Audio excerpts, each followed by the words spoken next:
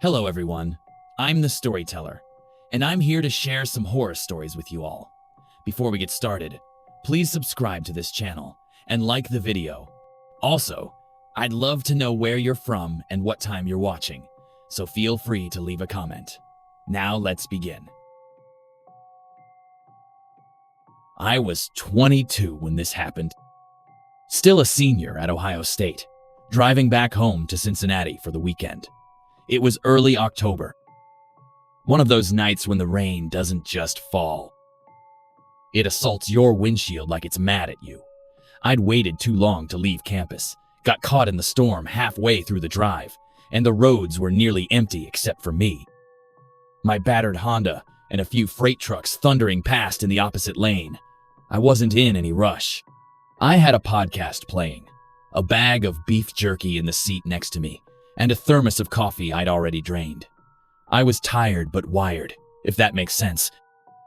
Just trying to push through the final hour of the drive. I first saw him around 11:30 p.m., maybe a little later. He was standing just off the shoulder, under one of those old, green highway signs that had seen better days. At first, I thought it was a trick of the rain and headlights post or tree stump or something, but as I got closer, I saw a man holding a duffel bag, one arm raised like he was trying to shield his face from the rain, or maybe flag someone down. Something about how still he stood in the downpour made me instinctively ease up on the gas. I don't usually stop for hitchhikers, but that night felt different. I don't know why I pulled over. Maybe I just felt bad. Maybe the storm had me on edge, and I didn't want to be alone. Whatever it was, I rolled down the passenger window and asked if he was okay.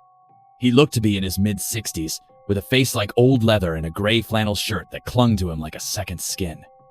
He didn't smile, didn't say much either, just nodded and said his car had broken down a few miles back and that he was headed to a motel off exit 212. Said his name was Ray. No last name, no small talk, just Ray.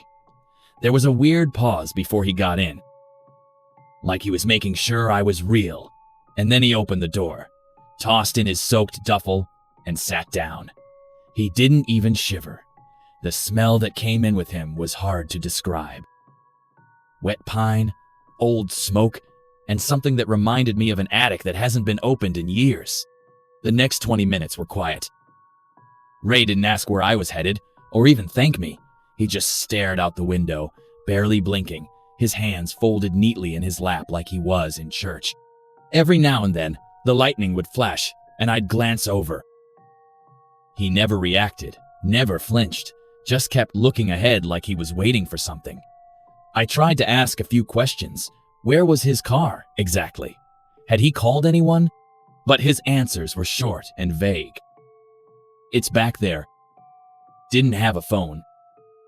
Just need a place to sleep. Something about the way he said it felt mechanical, like the words had been rehearsed. Still, I figured the guy was probably just shaken or embarrassed. I dropped him off at the Edgeway Motel, this little rundown place with flickering neon signage and maybe 5 cars in the lot. He didn't say goodbye, just got out, grabbed his bag, and walked into the office without looking back. I was about to pull out of the lot when I noticed something on the floor by the passenger seat. It was a wallet, dark brown, cracked leather, soaked on one edge from the rain. I figured Ray must have dropped it while getting out, and I didn't even hesitate. I threw the car in reverse and parked back near the office. Honestly, I felt a little relieved to have a reason to go back. Something about how that guy just left, I don't know, it didn't sit right with me. And yeah, I'll admit it, curiosity was kicking in too. I didn't open the wallet or anything. I just headed inside, hoping to catch him before he disappeared into one of the rooms. The motel lobby was dimly lit, smelled like bleach and cigarette smoke, and had one of those little bells on the front desk that you tap when no one's around. I rang it once, and after a few seconds, a short woman in her 50s came out from the back. Her eyes were tired, like she'd been running the place alone for too long. I told her I'd just dropped off a guy named Ray and that he'd forgotten his wallet. She tilted her head, a bit confused, and asked what room he was in. I said I wasn't sure, but he'd just come in maybe 5 minutes ago. That's when her whole expression changed. Her face went pale, and she stepped back like I'd said something offensive. Wait, what did he look like? She asked, already shaking her head a little. I described him. Older guy, flannel shirt, gray hair, maybe mid-60s, carried a duffel bag, didn't talk much. The woman stared at me in complete silence for a good 5 seconds, then gave this almost nervous laugh. You're messing with me, right? She said. I was dead serious, and I told her so. That's when she leaned in over the counter and lowered her voice. We haven't had anyone by that description check in here for months, and the last person who did disappeared. I felt a chill crawl up my spine. She went to the back and came out with this worn folder, looked like some kind of incident report. Inside was a printed out photo of a man. My throat dried up the second I saw it. Same face, same shirt, same duffel bag.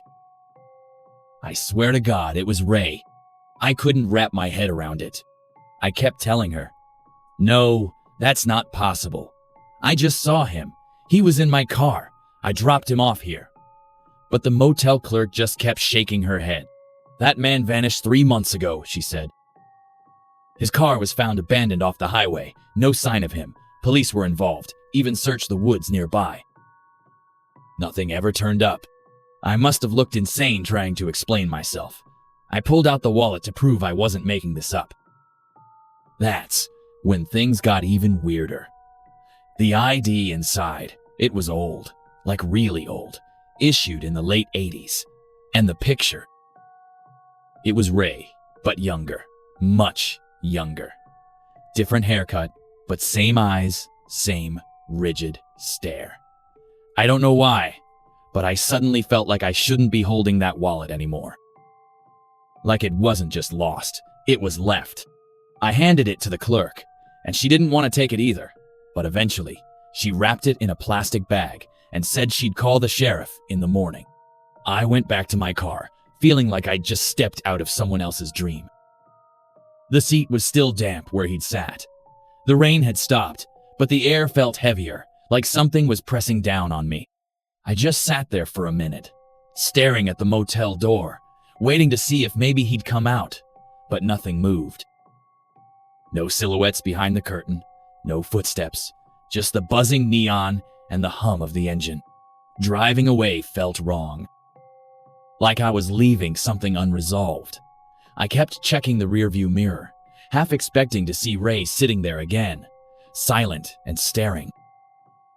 But the back seat was empty.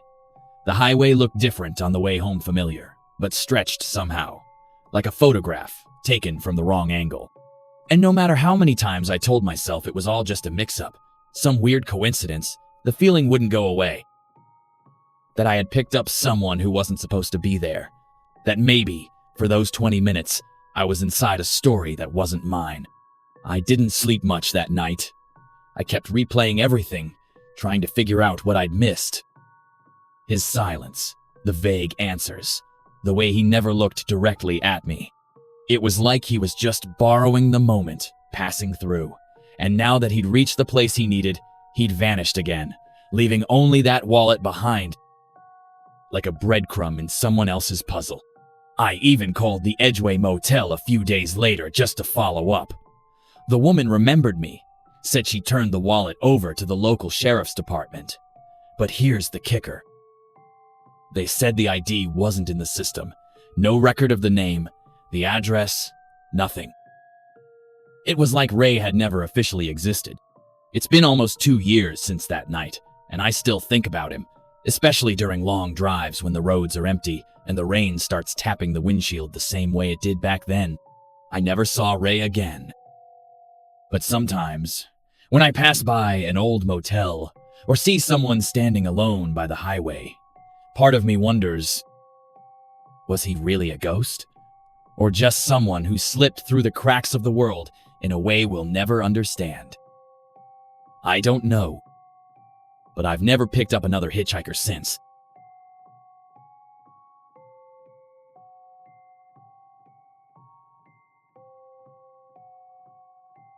I'm Mark.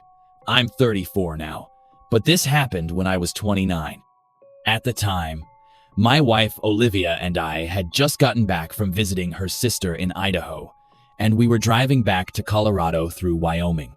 We'd left kind of late, around 10:30 p.m., because we figured the roads would be empty at that hour and we'd make better time.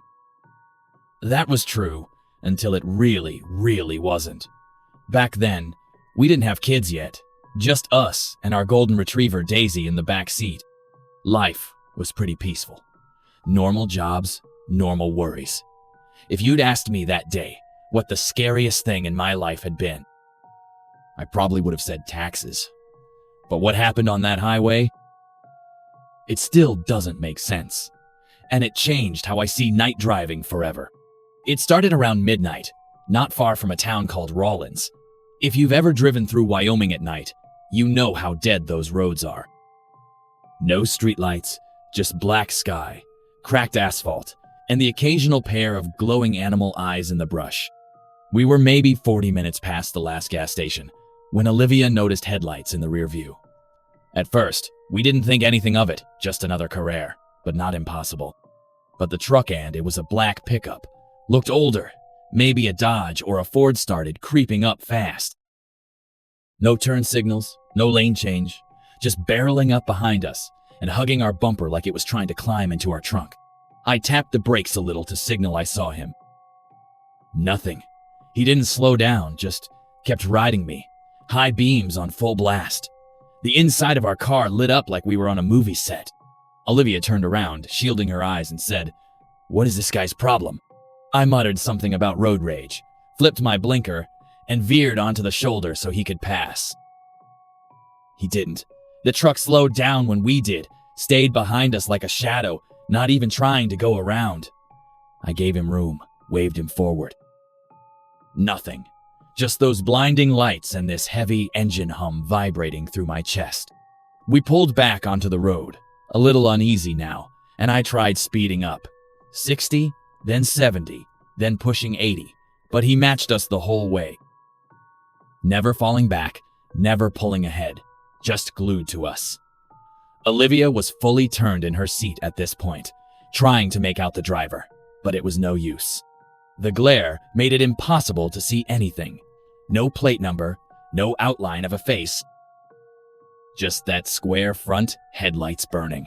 It was starting to feel less like a jerk on the road and more like we were being hunted. I took the next exit I saw, a narrow, two-lane that dipped into some back roads heading east. My thinking was simple.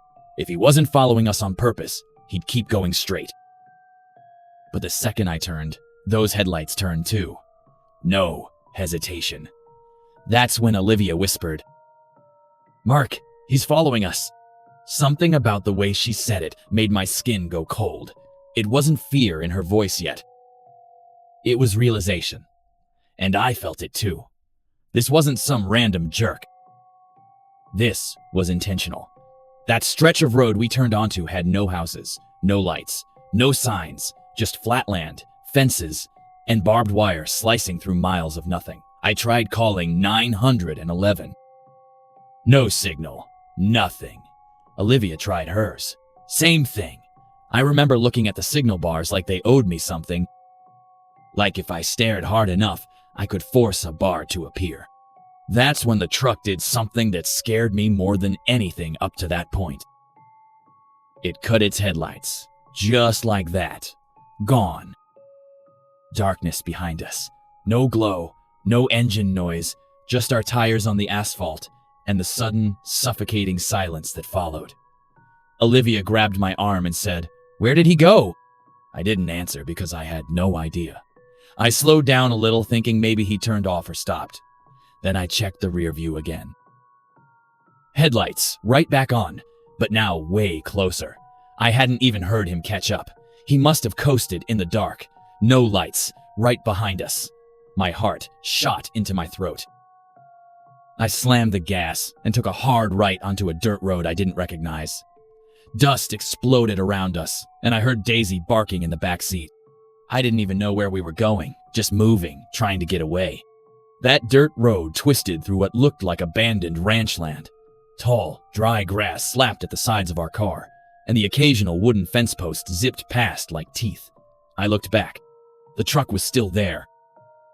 Still gaining. Olivia was shaking now, tears in her eyes, begging me to just do something. I wanted to, God, I wanted to. But what do you do when there's nothing around for miles? No cell service, no buildings, and a truck that clearly doesn't want to talk? I tried swerving suddenly, seeing if that would throw him, but he swerved right with us. Like he knew what I'd do before I did it.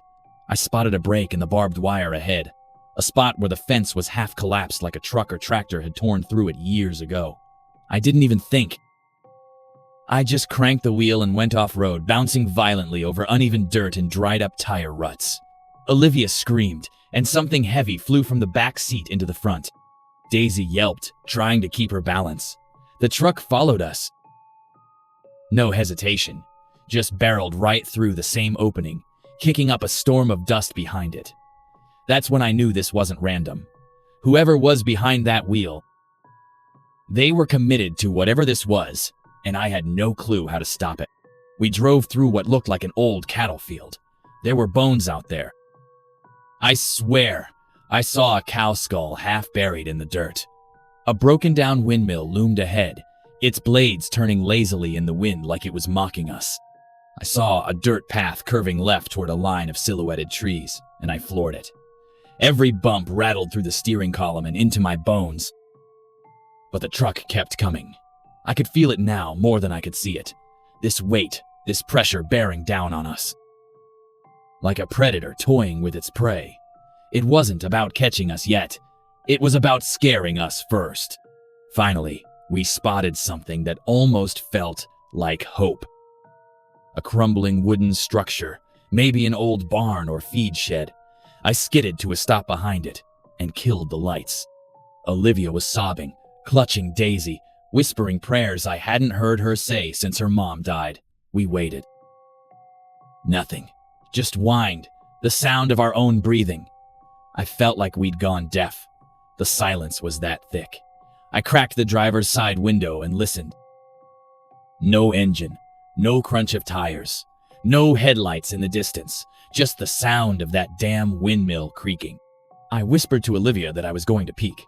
She grabbed my sleeve and wouldn't let go at first, but I told her I had to see where he was.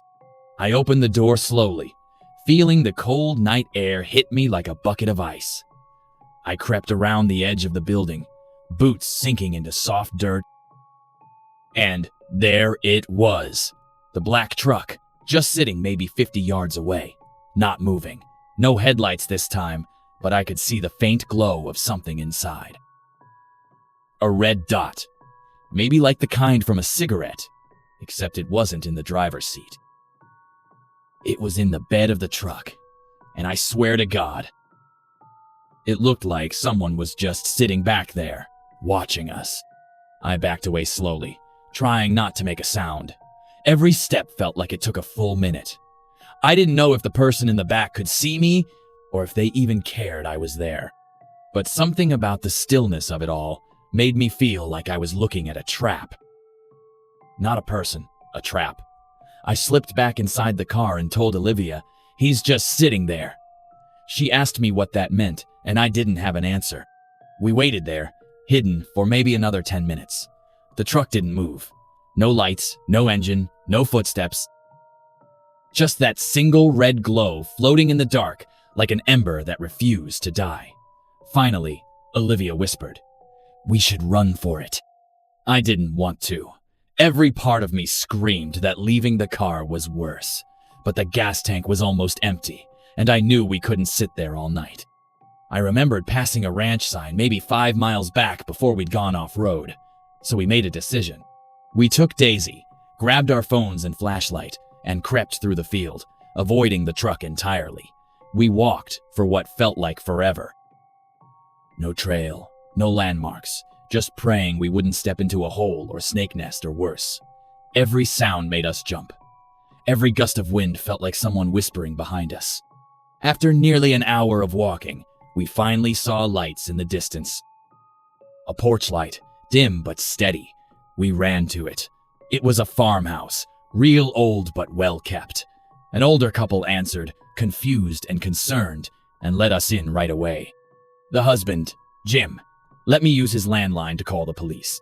I gave them our location and tried to explain what had happened, but it all sounded crazy out loud. A truck with no plates, no driver visible, chasing us through the middle of nowhere. The sheriff showed up nearly 40 minutes later. They went to check the field and found nothing. No truck, no tire marks, not even fence damage where we swore we'd driven through. To this day, I don't know who was behind that wheel, or if anyone was. I've thought about it 100 times. Maybe it was someone messing with us. Maybe it was something worse. But I do know this. I've never driven through Wyoming at night again. I don't think I ever will. Olivia still has nightmares about the red dot in the dark. And me? Sometimes I still wake up, thinking I hear tires crunching behind the house, like maybe whatever was in that truck. It's still out there, waiting for the next couple that takes the wrong exit on the wrong stretch of highway, just like we did.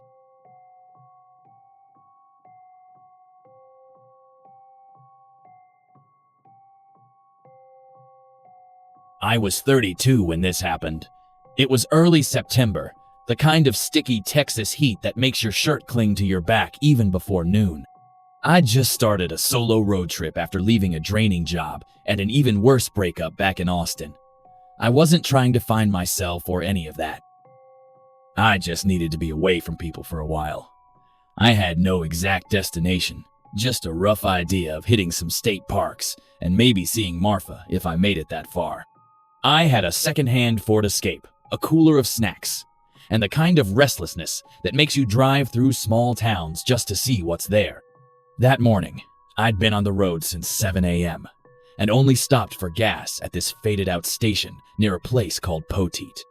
I remember it because the signage was so sun-bleached it looked like a ghost of a logo. The place was practically deserted, one pump working, the other wrapped in caution tape. There was this tiny convenience store attached, the kind that smells like old motor oil and powdered donuts. As I was topping off the tank, I saw her. She was standing off to the side near a silver sedan with the hood up, arms crossed, hair sticking to her face. At first glance, I figured she was just some local having car trouble, but something about her posture didn't sit right. She wasn't looking at her car. She was scanning the road, eyes twitching toward the horizon, like she was expecting someone or dreading them. She was wearing a dark green hoodie, even in that heat, and her hands wouldn't stop fidgeting. I told myself to ignore it. I'm not the kind of person who picks up strangers, but when I walked into the store, she followed. And as I paid for water, she suddenly asked, "Are you heading west?" I hesitated. Something in me screamed to lie. Say no! Say you're turning around! But I nodded before I could stop myself. She looked like she hadn't slept in days. Her name was Rachel. She offered me $20 for a ride to a town about an hour away, somewhere off Route 90. I told her to keep the money. I don't know why. Maybe it was guilt, maybe the haunted look in her eyes. She barely spoke as we got on the road, just clutched this canvas tote like it held her whole life. The longer we drove, the more she seemed to unwind, but only just barely. She kept looking out the rear window, flinching at every big pickup truck that passed. I didn't want to pry, but after half an hour of silence, I asked if someone was after her. She didn't answer at first. Then, in the softest voice, she said, "If a man named Curtis shows up, don't tell him you saw me." Her voice cracked on his name. My stomach turned. I didn't ask more. I didn't need to. I've seen that kind of fear before. I used to work at a women's shelter years ago. I'd hoped she was just someone with engine trouble, but now I knew it was something worse. I didn't know Curtis, but just hearing his name made my skin crawl. I told her she was safe with me. I meant it, but I didn't realize then that Curtis was already looking for her, and that helping her would drag me into something much darker than I'd ever imagined. We pulled into a diner around 1 p.m., one of those old ones with a metal roof and faded Coca-Cola signs in the windows. It was called Gertie's, and there were only 3 cars in the parking lot. I figured it was safe, quiet. Rachel hadn't said much after mentioning Curtis, just kept her eyes on the road and her hands in her lap. Inside, it smelled like fried food and cheap coffee. A waitress in her 60s with dyed red hair gave us a booth by the window. I remember Rachel ordered fries, but didn't eat them. I tried to lighten the mood, make her laugh, but her attention kept drifting to the entrance. That tension was crawling back into her shoulders. I could feel it, like static in the air. That's when I made the mistake of going to the bathroom and leaving her alone for a few minutes. I swear I wasn't even gone 5. When I came back, Rachel was gone. The booth was empty. Her tote bag was still there. I froze. Then I saw her through the window, standing out by the payphone near the edge of the lot, shoulders stiff. And standing 10 feet away from her, with his back to me, was a man. Broad-shouldered, denim jacket, bald. Even from a distance, he looked mean. The way he leaned toward her, towering, made my chest tighten. I stepped outside, trying to act casual, but my heart was pounding. Rachel saw me and mouthed something. "Don't." She shook her head just once, but I wasn't about to leave her there. I walked up and asked if everything was all right. The man turned slowly. That's when I saw the look in his eyes. There was this icy calm that people like him wear when they know they're in control. "Just talking to my wife," he said. Rachel looked at me like she wanted to scream but couldn't. "She's with me," I said. He tilted his head. "You picked her up?" he asked. Like he already knew, like someone had told him. I said, "Yeah." His eyes dropped to the tote still in my hand, and something flickered in his face. Something ugly. Then he smiled. It was the kind of smile that didn't touch his eyes. "Thanks for taking care of her," he said. "I'll take it from here." And that's when Rachel bolted. She didn't run toward me. She ran toward the back of the diner.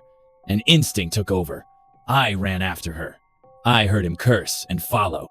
We rounded the side of the building, gravel crunching beneath our feet, my legs burning. Behind the diner was a small patch of trees and a drainage ditch. Rachel didn't hesitate. She slid right down the slope, nearly twisting her ankle, and vanished into the brush. I followed her, crashing through branches and spider webs, trying not to lose sight of her hoodie. My heart was in my throat. I heard him yell, maybe 20 seconds behind us, maybe less, and I knew right then, if he caught up, it wasn't going to end with yelling. I've seen men like that before, and I knew what they were capable of. We pushed deeper into the woods behind the diner, which weren't much more than a narrow stretch of trees and tangled undergrowth between 2 lots. I kept expecting it to open up into someone's backyard or a fence, but it just kept going. Branches scraped my arms and snagged my shirt. I could barely keep up with Rachel. She moved like someone who'd done this before. Like she knew how to run. After about 5 minutes, we dropped into a dry creek bed, the kind with broken beer bottles and cigarette packs scattered around. We stopped, panting, hiding beneath a fallen tree. Rachel's hands were shaking so bad I thought she might pass out. I whispered, "Was that him?" And she just nodded, biting her lip so hard it started to bleed. We sat there in silence for a few minutes, listening. I couldn't hear anything behind us. No branches snapping, no footsteps. Maybe we lost him. Maybe he gave up. But Rachel was still staring straight ahead, like she was waiting for a bullet.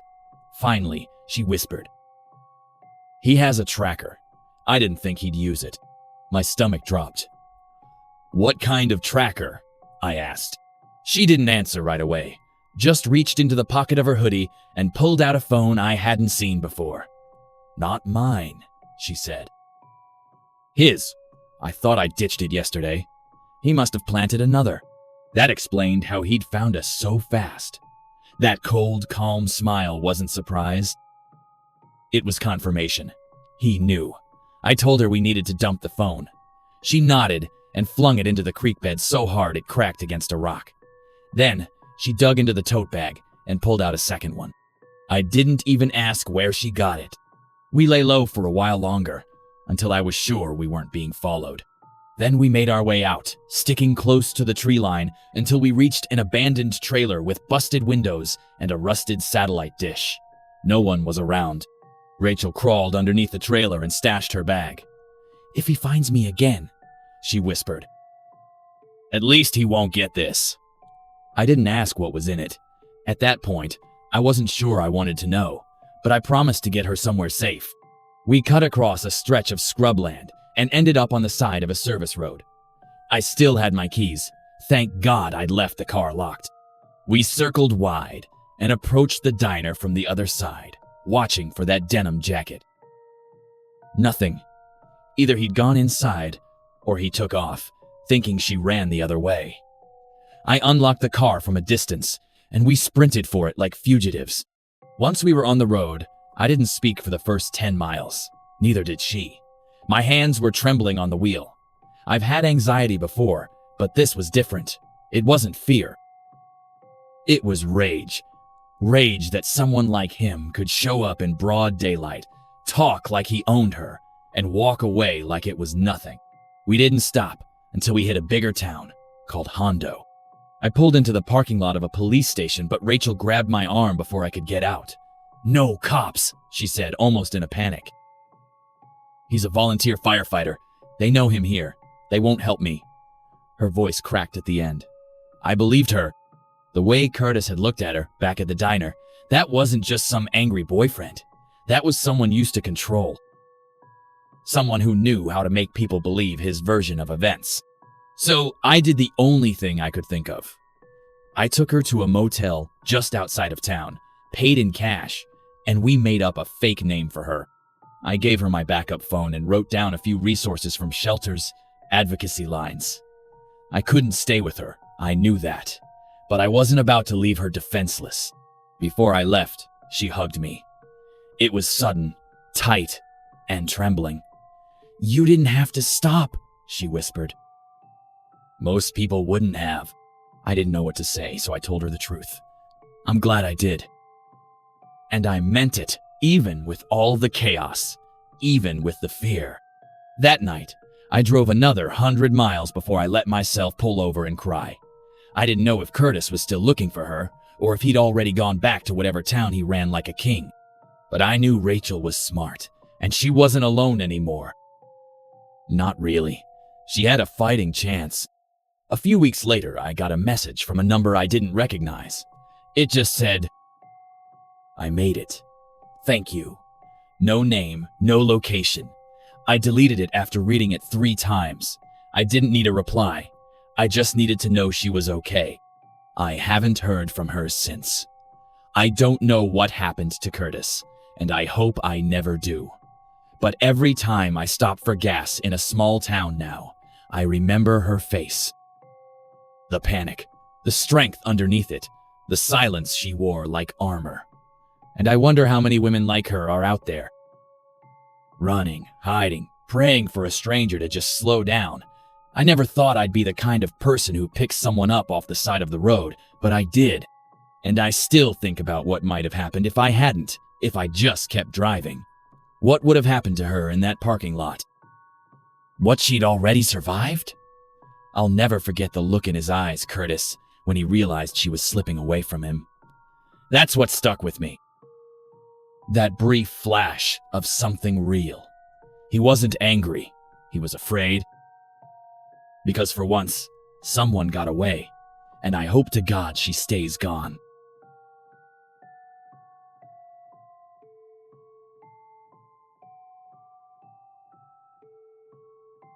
I was working nights as a delivery driver for a third-party app back in 2019, around late September. I had just moved to Nashville after dropping out of college, trying to figure out what the hell to do with my life.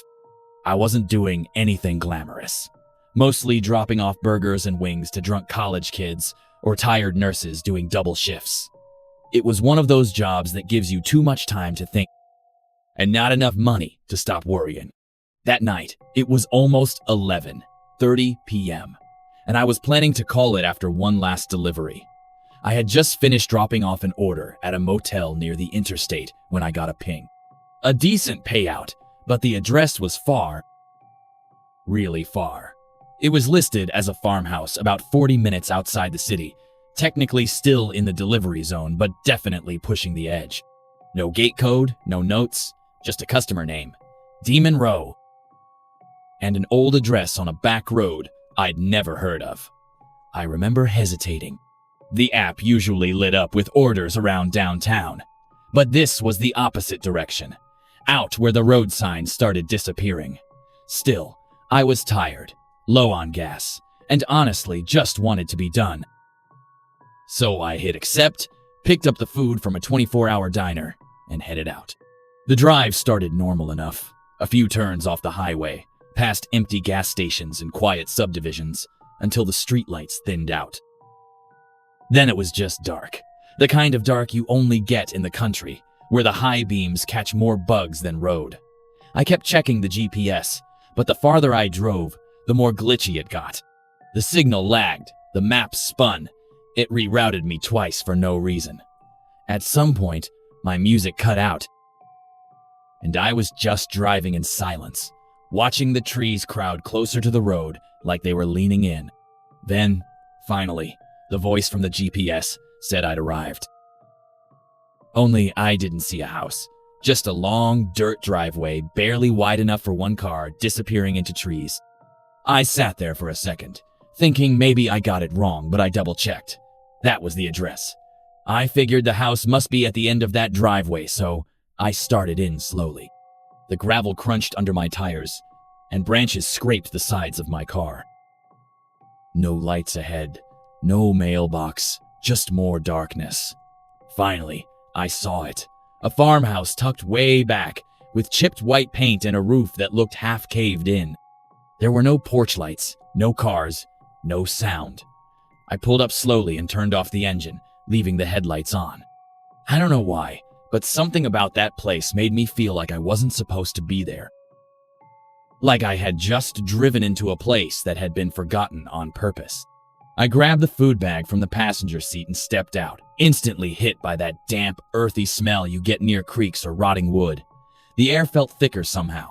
I walked up the creaking front steps, which gave under my weight. Like they hadn't held anyone in years, I knocked. No answer. I knocked again, louder this time, and called out, "Delivery from Monroe!" Nothing. I was about to leave the bag on the porch when I heard something. A faint creak, like a floorboard shifting inside. I froze. It wasn't the wind. It was too sharp, too deliberate. My heart kicked up a notch. I called out again, "Hey, I'm just dropping off your order." Still nothing. Then I heard it again. Not one creak this time, but a few. Like someone walking slowly across old wooden floors. My instincts were screaming at me to get back in the car, but part of me, stupidly, thought maybe it was just some old guy moving slow, maybe hard of hearing. So I stepped to the side of the porch to see if I could peek through the nearest window. The glass was dusty, streaked, and hard to see through, but behind it, in the faint reflection of my headlights, I thought I saw something move. Just a flicker of motion. It was gone almost immediately, but it was enough. I felt my spine go cold. I backed up and said, "All right, I'm leaving it here," and dropped the bag right on the porch. I didn't wait for a tip. I turned and walked fast back to the car, hands shaking a little. The moment I got inside, I locked the doors. I was about to put the car in reverse when the porch light flickered on.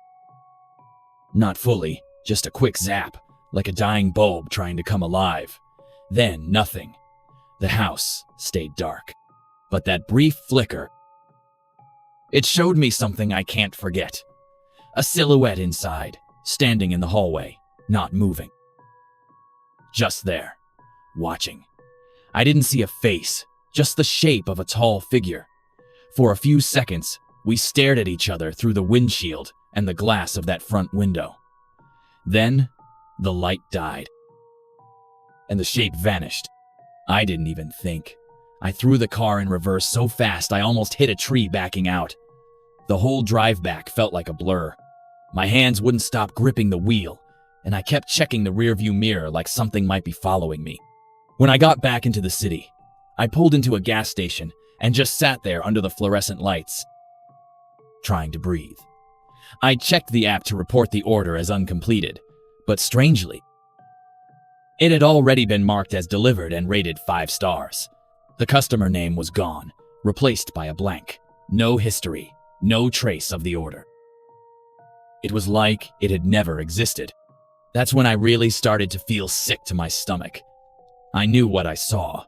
I knew where I went. But it felt like whatever I'd walked into didn't want to be remembered. I didn't sleep that night. I couldn't. Every time I closed my eyes, I saw that silhouette standing motionless in the hallway, like it was waiting for me to come back. I didn't tell anyone at first. Not my roommate. Not even my mom when she called the next morning. I kept thinking I must have exaggerated it in my head. Maybe it was just an abandoned house and some squatter trying to scare me off. But still, something didn't sit right. So the next day, I did what I usually don't. I called the non-emergency line for the county sheriff's office. I didn't give them my full name, just said I was a delivery driver and had a weird experience out at a farmhouse near Holcomb Road.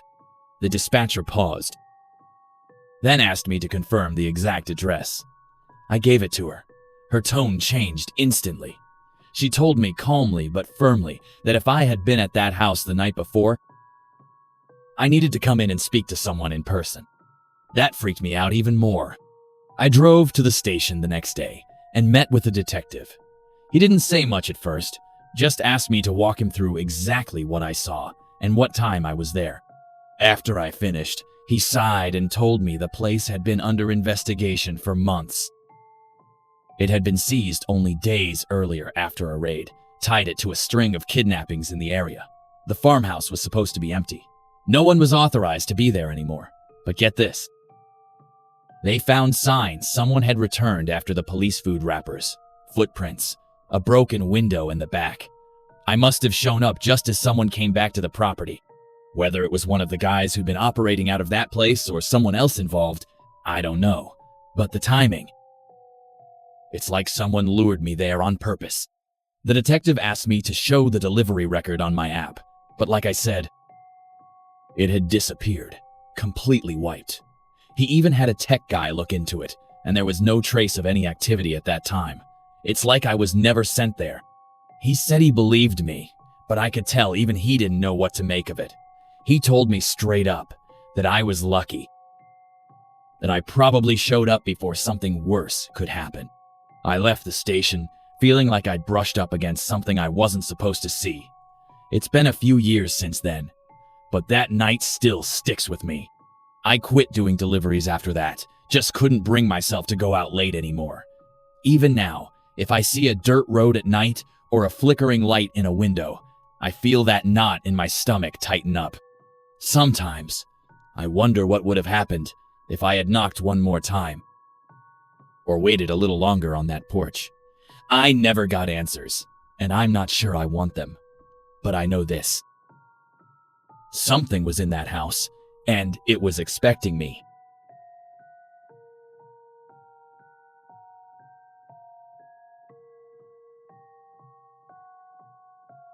I don't usually post stuff like this, but it's been sitting heavy on my chest for almost a year now. I'm 28, live in Dallas, and last summer, I was driving alone to see my cousin in Little Rock. I left work late and figured I'd just power through the night. It's only about a 5-hour drive. Around 1:30 a.m., somewhere deep in rural Arkansas, my eyelids were fighting me hard. I didn't want to risk dozing off at the wheel, so I pulled into a small rest stop off I-30. It was one of those old, forgotten ones with a single bathroom building and flickering streetlights. No vending machines, no attendants, just silence and trees. The kind of place you'd drive past during the day without thinking twice. At night, though, it felt different. There was only one other car in the whole lot, an old beige sedan with rusted rims, parked 2 spots away. I figured someone was just sleeping in their car. I backed into a spot near the bathroom and turned off the engine, letting the quiet settle. The air outside was thick with humidity, and the cicadas were screaming like they were competing for something. I was scrolling through my phone, debating whether to grab a few minutes of shut-eye or go stretch my legs when I saw movement in my side mirror. A woman, older, maybe late 70s, was standing a few feet from my window. Thin, small frame, wispy gray hair pulled back in a loose braid. She had this pale blue cardigan that looked way too warm for the heat. She wasn't trying to scare me. Actually, she looked scared herself. I cracked the window just a little, enough to hear her without fully rolling it down. Her voice was low and unsteady, like she was afraid someone might overhear. "Honey, you need to go," she said. Her eyes darted behind her as she spoke. "Don't stay here. Just get back on the road, please." I asked her if she was okay, but she just shook her head and repeated, "Please, go now." The way she said it, it wasn't aggressive. It wasn't even panicked. It was desperate, like she already knew how this story ends and was trying to rewrite it. I thanked her, told her I'd be fine, and she just stood there for a second before turning and walking slowly toward the tree line. No car, no phone, just vanished into the dark. I sat there for a solid minute, engine still off, trying to process what just happened. A part of me felt like I should trust her, that something wasn't right. But then, the rational side kicked in. She was probably paranoid, maybe confused or even homeless, and just afraid of being alone at night. Still, I decided I'd just hit the bathroom real quick and be on my way. As I grabbed my keys and reached for the door handle, headlights flooded my car from the front. A big black truck had pulled in, no plates that I could see, 2 men inside. Neither of them looked at me at first. I froze. Something about the way they pulled in set off alarm bells. They didn't park in a space. The truck stopped sideways, nose pointing directly at my front bumper, blocking me in. The passenger was this tall, broad guy wearing a stained white tank top. He leaned forward, arms on the dashboard, like he was studying me. The driver, stockier and older, wore a trucker hat pulled low, and I could just barely see the shape of a cigarette glowing in his hand. No one moved for several seconds. I didn't either. I kept my hand on the key, but I hadn't started the car yet. My heart was thudding so hard it felt like it was shaking the steering wheel.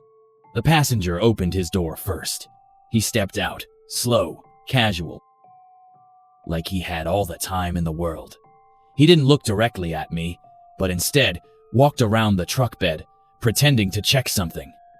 I remember the way he dragged his fingers along the metal, tapping every now and then. The sound was deliberate, sharp. He was signaling something. Then the driver got out, stretching like he just woke up from a nap. They both glanced at each other. Quick, practiced. I knew then they weren't just passing through. This wasn't random. This was something rehearsed. I finally snapped out of whatever trance I was in and turned the key. The engine sputtered. It sputtered. I'd had 0 issues the entire trip, but in that moment, it hesitated, like it was deciding whether or not to help me. My stomach dropped, but it roared to life on the second try. That second felt like eternity. I threw it into reverse, but the truck was still in front of me, blocking the exit lane.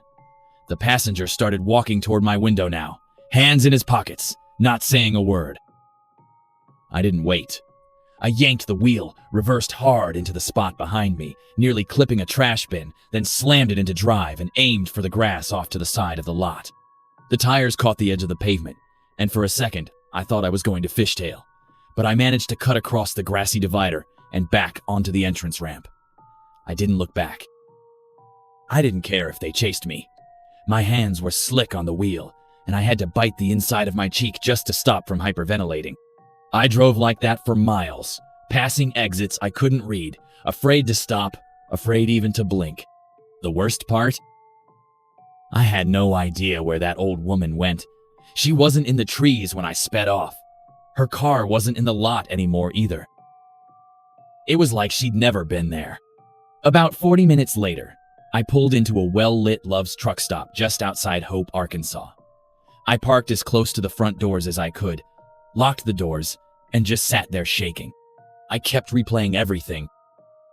The woman, her warning, the truck, the way those guys moved like they knew what they were doing. I went inside eventually, got a bottle of water, and tried to act normal. I asked the cashier if they had any rest stops between here and Prescott. He said the only one he could think of had been shut down for over 2 years. People kept getting robbed out there, he said, like it was casual. Some even went missing. Whole thing's boarded up now. I must have stood there, staring at him for a full minute. I wanted to ask more, but I didn't even know where to start. I went back to my car and looked up the area on my phone. Sure enough, that rest stop didn't appear on any updated map. But I had been there. I saw the building. I saw the lights. I saw her and those men. They were real. I started to wonder if the woman had been one of the missing. Maybe someone who'd fallen into the same trap and was trying to stop it from happening to someone else. The thought chilled me, and still does.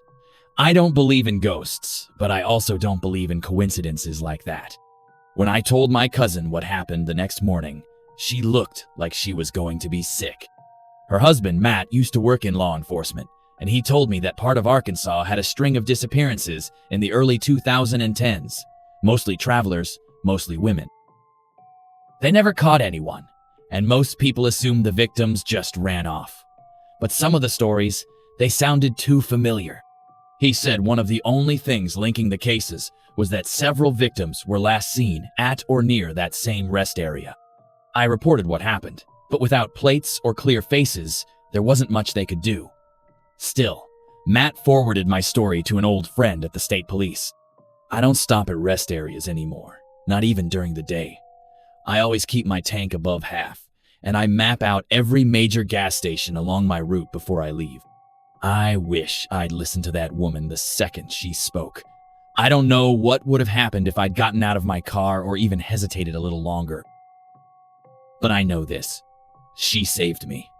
Whoever, or whatever she was. She saved me. And if even one person reads this and thinks twice before stopping alone in the middle of nowhere, then maybe she's still saving people, even now.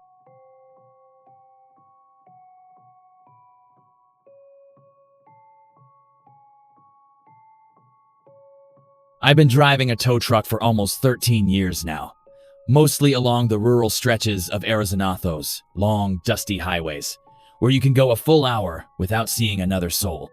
The night this happened, I was working the late shift as usual. I actually prefer it.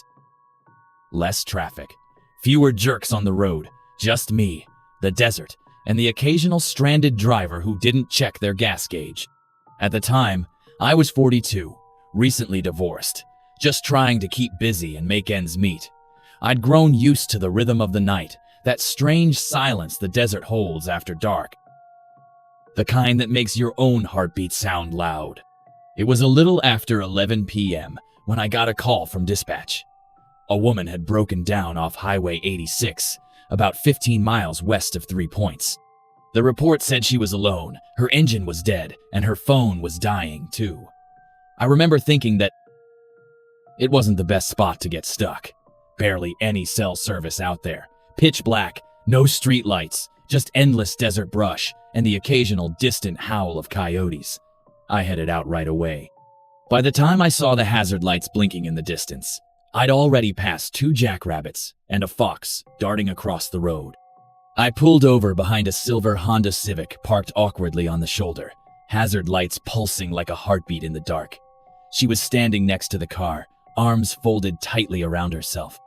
Maybe mid-20s, messy dark hair pulled into a loose bun, wearing a hoodie and leggings, not really dressed for the chill that creeps into the desert air at night. She looked nervous, not just cold. I stepped out of my truck and gave her a small wave. "You the one who called for a tow?" I asked, trying to keep my voice friendly. She nodded, but didn't really smile. I caught a glimpse of her hands trembling a little. "I'm Rick," I said. "We'll get you out of here in no time." She said her name was Jamie. Her voice was soft, but there was something in the way she glanced over her shoulder that didn't sit right with me. Like she wasn't just scared of the dark, she was scared of something else. As I started checking the car, she kept glancing down the road like she was expecting someone or dreading it. "Car just died on me," she said, hugging her arms tighter. "No warning, just died." I opened the hood and immediately noticed signs of tampering. The battery cable was loose, like someone had pulled it just enough to kill the engine. That's not the kind of thing that happens on its own. I looked back at her. "Did anyone mess with your car before it died?" She shook her head quickly, too quickly, and looked away. That's when I noticed the bruise under her jaw, half hidden by the hood of her sweatshirt. My gut twisted. I didn't push her, just nodded and said I'd hook her up for the tow, but I started moving faster. Something was off, and I could feel it tightening around us like a noose. I had just secured the hook under the Civic when headlights appeared behind my truck. Coming fast, too fast for this kind of road. Jamie stiffened like she'd been shocked, and I instinctively stepped in front of her a little. The car, a dark blue pickup, older model, maybe early 2000s, came to a screeching stop just a few feet behind mine. A guy jumped out before the engine even died. Tall, wiry build, shaved head, big hands that twitched as he walked toward us, like he couldn't decide whether to act calm or explode. "Jamie," he said loud and sharp, "what the hell is going on?" His voice cut through the quiet like a blade. She didn't answer. She just shrank back a step. Almost behind me now. That told me everything. "You know this guy?" I asked without turning around. She hesitated a second, then said, "He's my boyfriend." But the way she said it, no conviction, no warmth, it was like she was reading from a script someone forced into her hands. The guy stepped closer. "She doesn't need a tow. We got it handled. I'll fix it." He looked at me like I was a bug he was deciding whether to crush. I kept my voice even. "Car's not drivable." Already started hooking it up. I saw his jaw clench. He didn't like being challenged. Guys like him never do. There was a beat of silence, long enough for me to feel every hair on my arms stand up. Then he smiled, but it wasn't a real smile. More like he was pulling his lips apart to show his teeth. "Why don't you unhook it and let her decide?" he said, voice syrupy but tight. I turned to Jamie, and this time, I looked her dead in the eyes. "Do you want to go with him?" She didn't answer. She was frozen.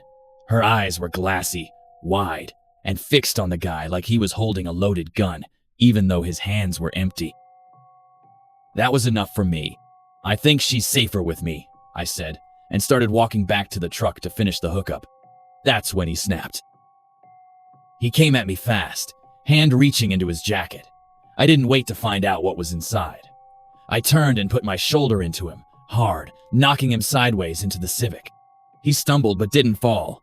I yelled to Jamie, "Get in the truck now." She bolted without hesitation.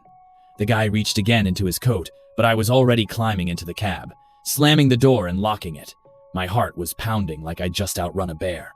He was screaming something outside, slamming his hands on the hood, but I threw the truck into gear and peeled onto the highway, the Civic dragging behind us. The last thing I saw in the mirror was him, chasing us for a few yards before disappearing into the dark.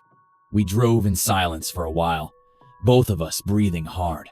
I kept checking the mirrors, half expecting those same headlights to come tearing up behind us, but the road stayed empty. Jamie didn't say anything at first, just stared out the passenger window, arms wrapped so tight around herself it looked painful. Her hands were shaking. I handed her a water bottle from the console and said, "You okay?" She nodded without looking at me, then whispered, "Thank you." It was the kind of thank you that carried weight, like she hadn't been able to say that to anyone in a long time. I didn't press her. I've learned that sometimes the best thing you can do is just be there. About 10 minutes later, she started talking. Not everything, just pieces, enough for me to fill in the blanks. His name was Trent. They dated a few months before she broke it off, but he never really let go. Started showing up where he shouldn't, sent her hundreds of messages. Her parents didn't take it seriously. Cops said they couldn't do much unless he did something. That night, She was headed to her sister's in Tucson with her baby, who had thankfully been picked up earlier by her mom. When the car started acting up, she hadn't told anyone she was leaving. She thought she was being careful, but Trent must have followed her and cut the engine wire when she ran into the gas station bathroom. "I didn't know he was out there," she said. "I just felt it." We made it to a small police station just outside of Tucson around 1 a.m. I parked and walked her in myself, told the officer on duty exactly what happened. They took it seriously this time, maybe because I was there to confirm it, maybe because they could see how shaken she was. They brought her in to give a statement, and I waited in the lobby until she came out. Before she left, she hugged me, not some little thank you pat on the back. A full, trembling hug. "You saved my life," she said. And maybe that's true, but I still get chills thinking how easily it could have gone the other way. I drove back alone that night, Civic still in tow. My hands were steady, but my thoughts weren't. I kept replaying the moment he reached into his jacket, wondering what might have happened if I'd hesitated, if she'd said the wrong thing, if he'd gotten there just a few minutes earlier. There's a weight to those kinds of what-ifs. That was the night I realized towing cars isn't always just about engines and flat tires. Sometimes you roll up on someone's worst nightmare, and sometimes, if you're lucky, or maybe just paying attention, you get to stop it before it turns into a headline.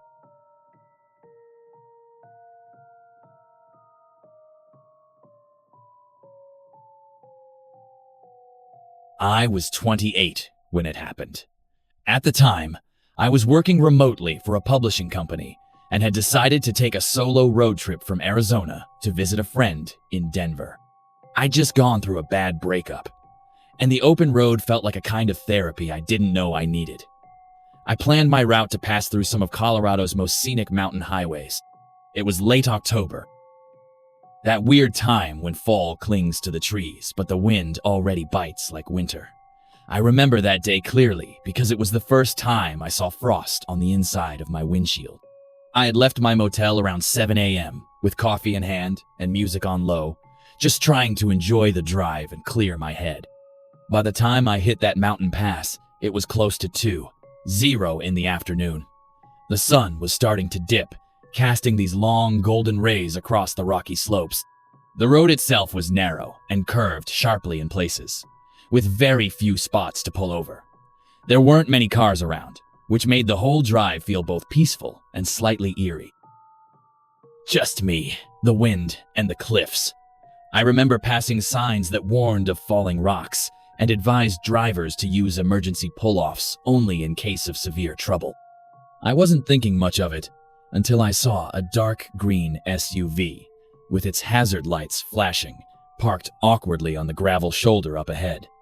A man was standing beside the SUV, waving both arms as I approached. He looked frantic, like someone in genuine distress. I slowed down, unsure at first if I should stop.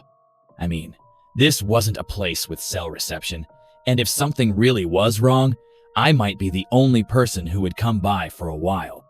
He stepped a little closer to the road as I eased onto the shoulder a few yards behind his vehicle.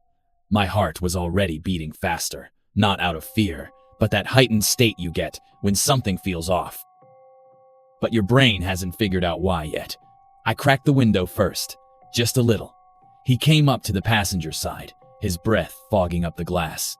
He said his wife was having some kind of medical episode in the car, and he didn't know what to do. His voice was shaking, and he kept glancing toward the SUV, like he was expecting her to scream or something. I asked if he had a phone. He said it was dead. Then he asked if I had one. I did, but I lied and said no. That's when I stepped out. I still don't know why I did that. Maybe I felt guilty. Maybe I didn't want to believe I was in danger. But as soon as I got a better view of the inside of his vehicle, there was no one in it. The back seats were empty. The front passenger seat reclined but untouched. No purse, no jacket, no sign that anyone else had been there at all. I stood frozen for a second, trying to process what I was looking at. The guy noticed. He suddenly got a little too chatty, telling me she must have gotten out to throw up somewhere and maybe she'd wandered off toward the tree line behind us. He kept motioning vaguely to the slope beside the road, filled with tall pine trees and jagged rocks. My eyes followed his hand. And that's when I saw it. Movement. Not quick or startling, but deliberate. Someone was there, maybe 20 or 30 feet into the trees, half crouched and slowly rising. It was another man, taller than the first, dressed in a dark hoodie and jeans. His face was partially shadowed by the trees, but I could see enough. He wasn't looking around like he was lost. He was looking directly at me. And he wasn't rushing, just taking slow, steady steps forward. Like he had all the time in the world. My stomach dropped. Everything in me screamed to run, to move, to do something, but I froze for half a second too long. The guy near me took a small step closer, and something in his expression changed. Less worried husband, more something else. Cold, expectant, like he was waiting for a cue. I think she went that way, he said again, pointing.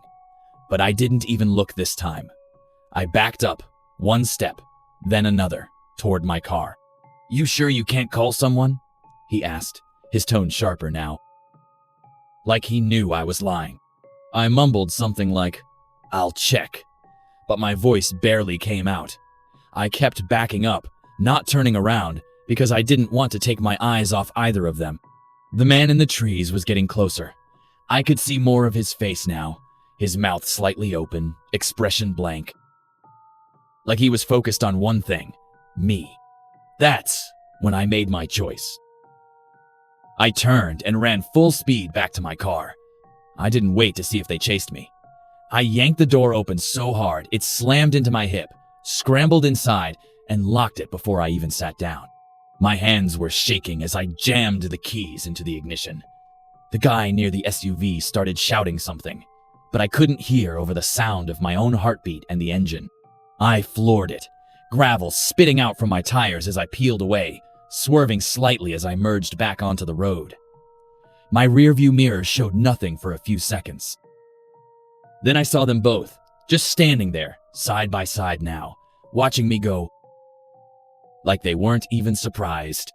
I didn't stop driving for over an hour. My hands were clenched so tightly on the wheel that my fingers ached. The winding road blurred past me, and every time I saw a bend or a shadow, I half expected to see their SUV in front of me again. Like they had found a shortcut and were waiting, but I didn't see another car for miles.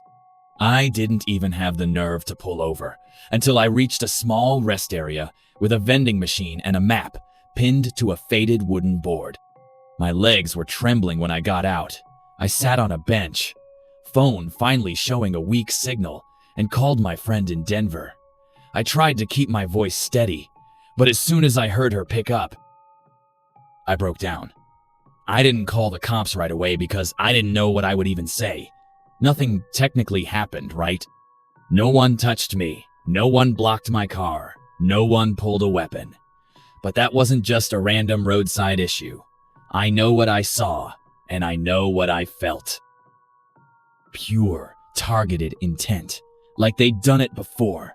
Like I was just the next girl they tried to pick off. That was the worst part. How routine it felt to them. No panic, no desperation, just a setup, and I'd almost walked right into it because I wanted to believe someone needed help. The next morning, I did report it to the local sheriff's office. The deputy I spoke to didn't outright dismiss me, but I could tell he thought I was either mistaken or just jumpy from being alone on the road. He asked if I got a license plate. Of course I hadn't. He said they'd send someone to check the area, but that it was probably nothing. I remember feeling frustrated, but also strangely relieved, because the look in those men's eyes. If they had wanted to catch me, I think they would have. I think they were waiting for something, maybe a second of hesitation, a few more feet between me and my car. I don't know, but I got away. Barely. It's been 3 years since that day, and I still think about it every time I see hazard lights on the side of the road. I still drive. I still go on solo trips sometimes, but I never stop for anyone anymore. That sounds cold, I know. But I've made peace with the idea that I'd rather live with guilt than not live at all. I don't know who those men were, what their plan was, or how many others they might have tried that on. Maybe nothing ever came of it. Maybe I was just paranoid. But deep down, I know the truth. If I had walked a few more steps toward that tree line, you wouldn't be reading this right now.